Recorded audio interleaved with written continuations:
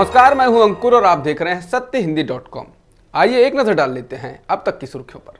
Supreme court ने मुहर्रम जुलूस निकालने की मांग वाली याचिका को खारिज कर दिया है। शीर्ष अदालत ने कहा कि अगर जुलूस निकालने की इजाजत देंगे तो अराजकता फैलेगी और एक विशेष समुदाय को कोरोना फैलाने के नाम पर निशाना बनाया जाएगा। इस दौरान याचिकाकर्ता के वकील ने जगन्नाथपुर यात्रा की दलील दी, जिसमें रथ यात्रा को निकालने की अनुमति दी गई थी, जिस पर सीजेआई बोबडे की अध्यक्षता वाली बेंच ने कहा कि आप पूरे देश के लिए इजाजत मांग रहे हैं, जगन्नाथपुर यात्रा एक खास जगह पर होती है।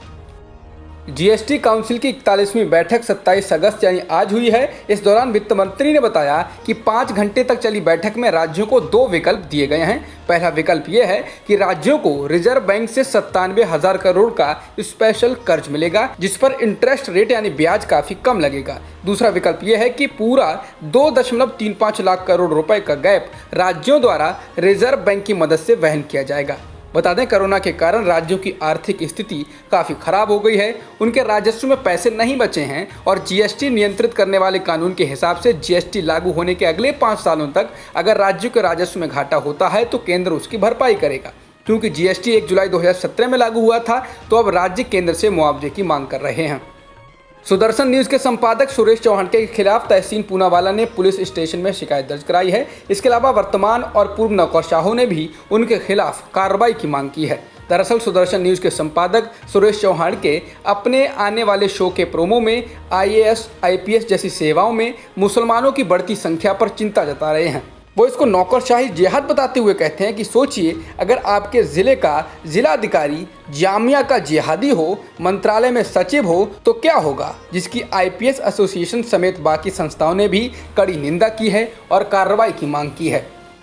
फेसबुक बीजेपी के हालिया विवाद के बीच इन दोनों से ही जुड़ी एक और अहम खबर सामने आई है। खबर यह है कि बीजेपी ने फरवरी 2019 से अब तक यानी 18 महीने में फेसबुक पर विज्ञापन के लिए सबसे ज्यादा पैसा खर्च किया है। ये पैसा सामाजिक मुद्दों, चुनावों और राजनीतिक विज्ञापनों को लेकर खर्च किया गया है। ये रकम 4.61 करोड़ है, जबकि कांग्रेस उससे काफी पीछे है और उसने बीते 18 महीने में 1.84 करोड़ रुपए खर्च किए हैं। भारत के विदेश मंत्री एस जयशंकर ने कहा कि चीन के साथ सीमा पर गतिरोध 1962 के बाद से सबसे गंभीर है। उन्होंने एक साक्षात्कार में कहा कि 45 साल में सीमा पर पहली बार सेना में हिंसक झड़प हुई है। इसके अलावा जिस प्रकार से सेनाएं तैनात की गई हैं वो अप्रत्याशित है। हालांकि इसके साथ उन्होंने ये भी कहा कि इससे पहले जब भी चीन के साथ सीमा विवाद हुआ वो बातचीत से सुलझाया गया है। पुलवामा हमले में अपना हाथ ना होने की बात कहने वाला पाकिस्तान नेशनल इन्वेस्टिगेशन एजेंसी यानी एएनआई की चार्जशीट के बाद बेनकाब हो गया है। इस चार्जशीट में एएनआई ने खुलासा किया है कि पाकिस्तान में बैठे आतंकी संगठन जैश के आकाओं ने हमले के साजिशकर्ता उमर के बैंक खातों में मोटी रकम डाली थी, जिसको पुलवामा हमले में इस्तेमाल किया गया। इसके अलावा चार्जशीट में खुलासा किया गया है कि पुलवामा हमले के दौरान आतंकियों और पाकिस्तान में बैठे उनके आकाओं के बीच कई घंटों तक बातचीत हुई। कांग्रेस पार्टी में चिट्ठी लिखने वाले नेताओं की परेशानी खत्म नहीं हो रही है, उनको पार्टी में ही विरोध का सामना करना पड़ रहा है।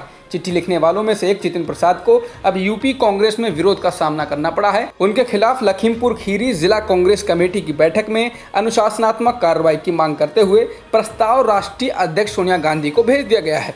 इसका कांग्रेस के वरिष्ठ नेता कपिल सिब्बल ने ट्वीट कर विरोध किया है। उन्होंने कहा, ये दुखद है कि जितिन प्रसाद को उत्तर प्रदेश में निशाना बनाया जा रहा है। हमको बीजेपी पर सर्जिकल स्ट्राइक दागनी चाहिए, न कि अपने लोगों का विरोध कर शक्ति खर्च करनी चाहिए।